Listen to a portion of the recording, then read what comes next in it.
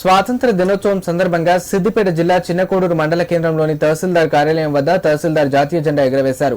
Alipore society కార్యాలయం ముందు chairman Sadananda Goud, police స్టేషన్లో ఎస్ఐ బాలకృష్ణ సిబ్బందితో కలిసి జాతీయ జెండా ఎగురవేశారు. విద్యార్థులకు స్వీట్లు పంపిణీ చేశారు. గ్రామంలో విద్యార్థులు ర్యాలీ నిర్వహించారు. విద్యార్థులకు దేశభక్తి గేయాలపై వ్యాసరచన పోటీలు నిర్వహించి విద్యార్థులకు బహుమతులు ప్రదానం చేశారు.